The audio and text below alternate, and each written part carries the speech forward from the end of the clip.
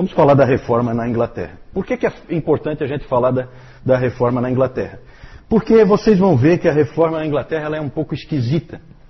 Ela é meio estranha. Ela já começa estranha. O Dr. J. Packer, ele disse que, em uma das suas palestras, que o surgimento da igreja anglicana se deve a uma série de acidentes.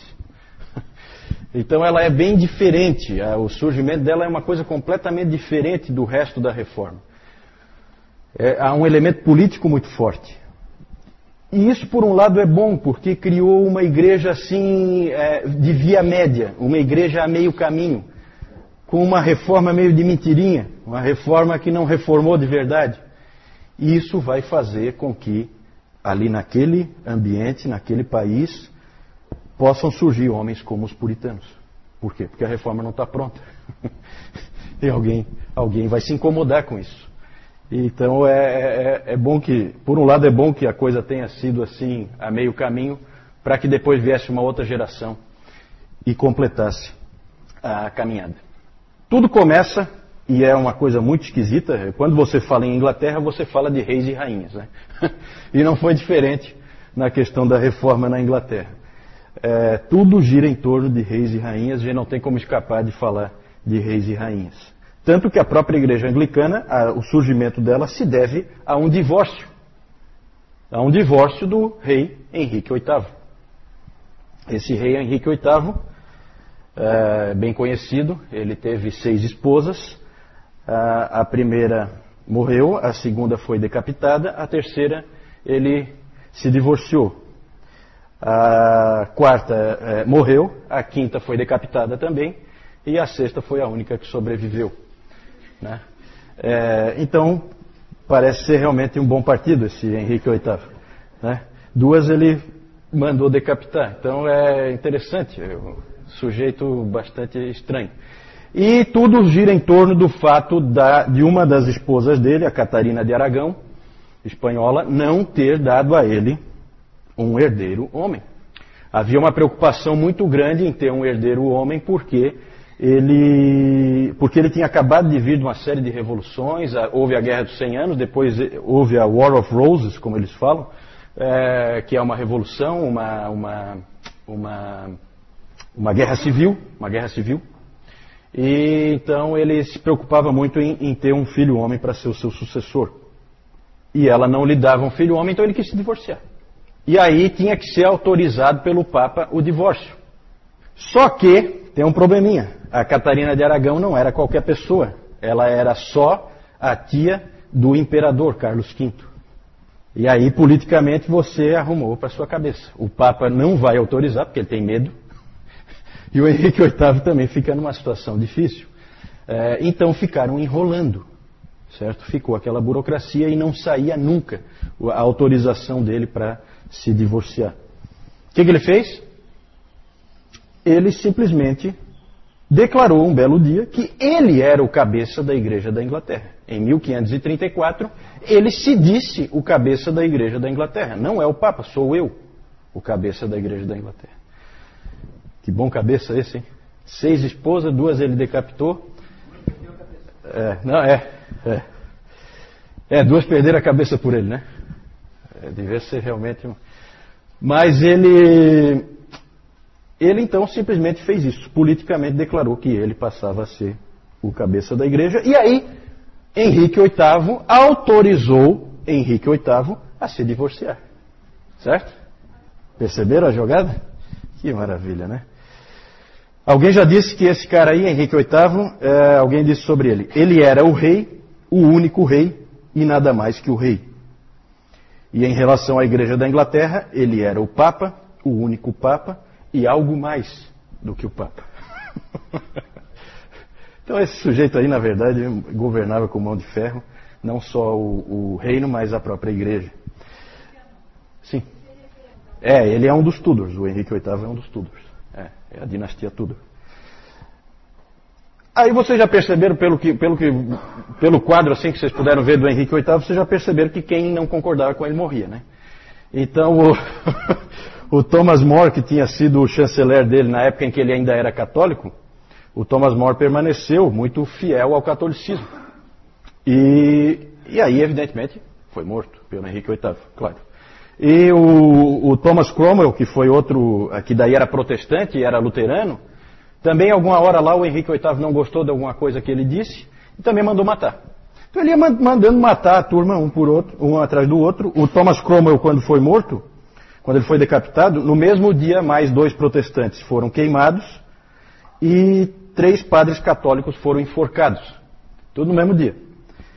Até alguém, um estrangeiro que passava por ali, disse o seguinte: que país é a Inglaterra? Que país fantástico é a Inglaterra. Lá enforcam-se papistas e queimam-se antipapistas.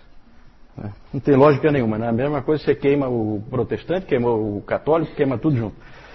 Então é estranho.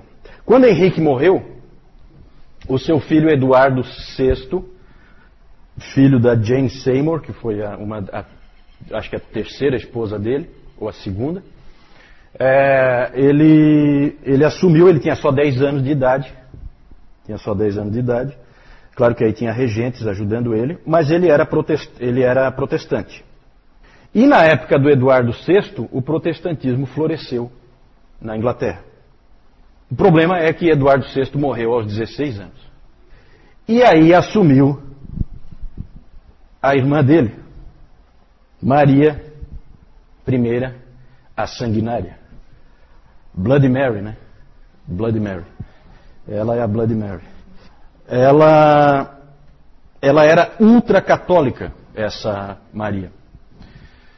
E ela reinou de 1553 a 1558, e ali foi uma época de fortíssima perseguição aos protestantes. Fortíssima perseguição. Muitos foram mortos nessa época, por isso que ela é a Bloody Mary, por isso que ela é a Maria Sanguinária. O John Foxe escreveu o Livro dos Mártires, e ali ele cita vários que morreram sob a Bloody Mary. Ele fala de 284 mortos por causa da sua fé, e cerca de 800 líderes protestantes foram para o continente.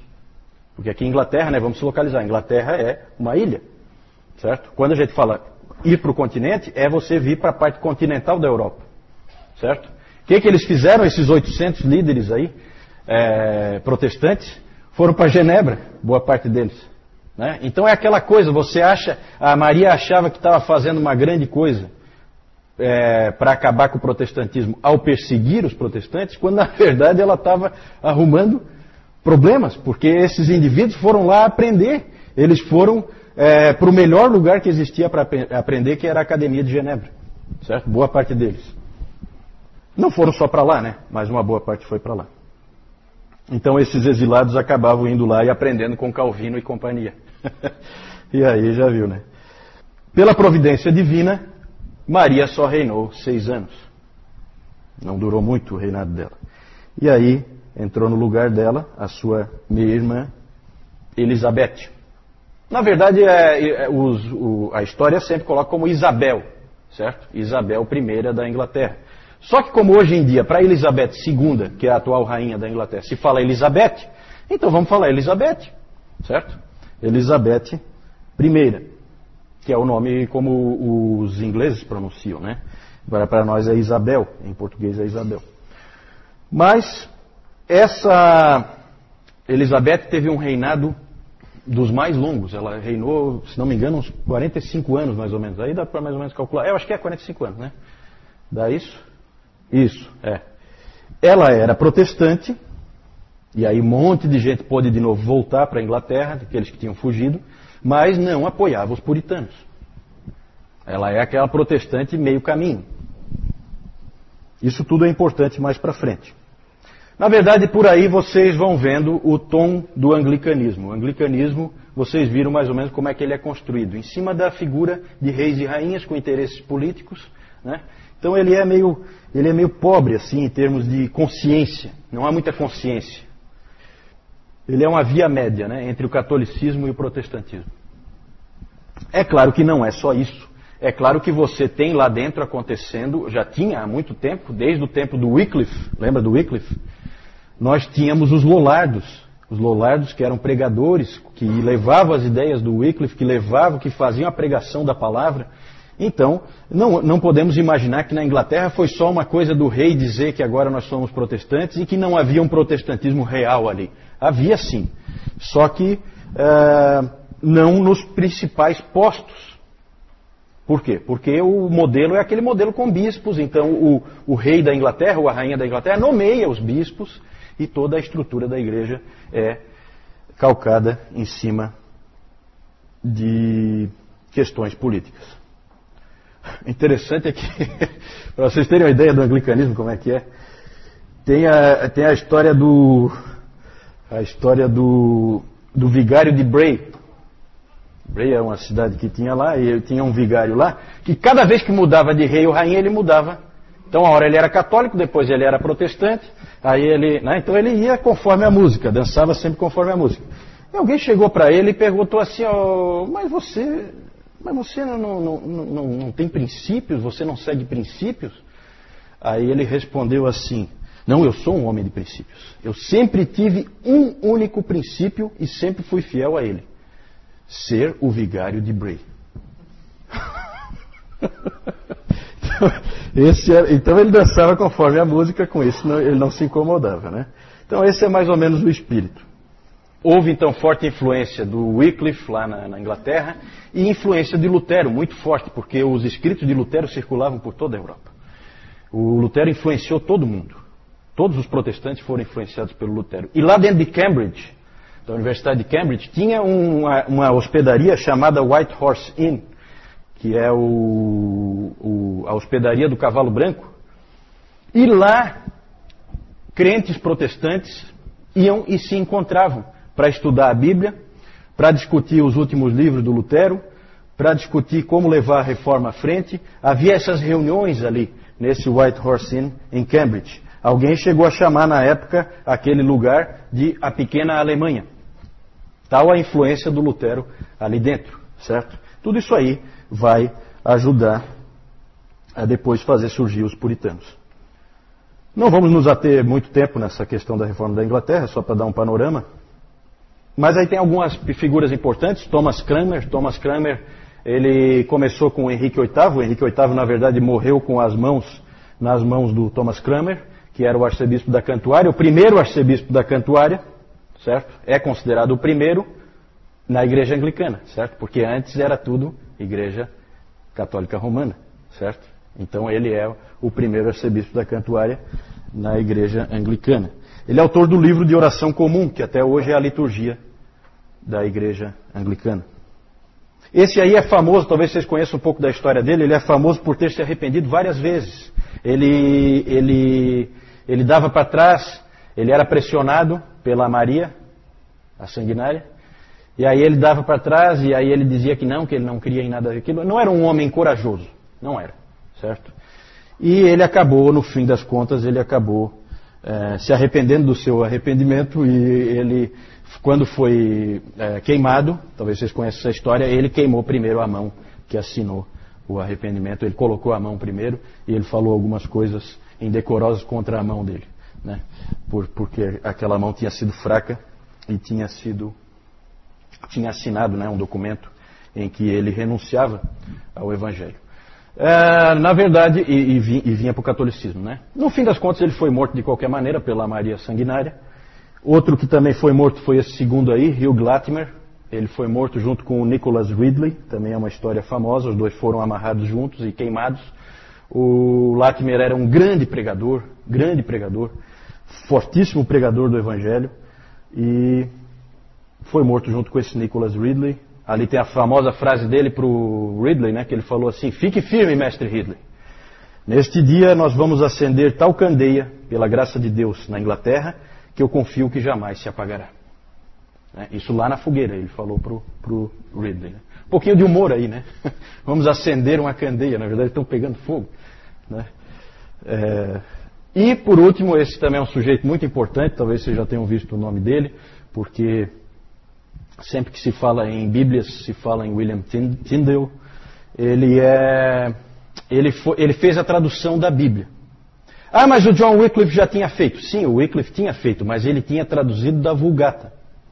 Essa tradução do Tyndale é uma tradução direto dos originais, direto dos manuscritos, direto do grego, certo? Ele começou traduzindo Claro que aqui já há influência do quê? Dos humanistas, influência do Erasmo, né? Então essa é a época em que começam as traduções vindo do original, certo? O Tyndale então fez a tradução dele, fez o trabalho todo no continente, tá? Não na Inglaterra, porque ele foi perseguido pelo Thomas More, que era chanceler católico do Henrique VIII, quando Henrique VIII não era protestante ainda. Ele completou o Novo Testamento em 1526 e já tinha traduzido metade do Velho Testamento quando morreu, então, em 1536. Depois o Miles Coverdale terminou a tradução. É só citar esses nomes aí, porque podem aparecer, de repente estão lendo alguma coisa, aparecem os nomes aí, então só para lembrar que alguma vez vocês já ouviram os nomes dessas pessoas aí. Então aí, nós temos aí os reis e rainhas, né? O Henrique VIII ali, o Eduardo VI, evidentemente, morreu com 16 anos, então só tem a pintura dele ainda menino. A Maria I, então, a Maria Sanguinária, e a Elizabeth I. Essa Elizabeth I sempre aparece em um monte de filmes aí de Hollywood, né? Vários filmes ela já apareceu, toda hora vem um outro filme com a Elizabeth I. Foi uma rainha muito importante na história da Inglaterra. 45 anos de reinado não é pouca coisa. E ainda mais no meio daquela turbulência toda. Thomas Cranmer, Hugh Latimer e, aqui está errado, esse aqui é o Tyndale. Esse aqui mais à minha esquerda.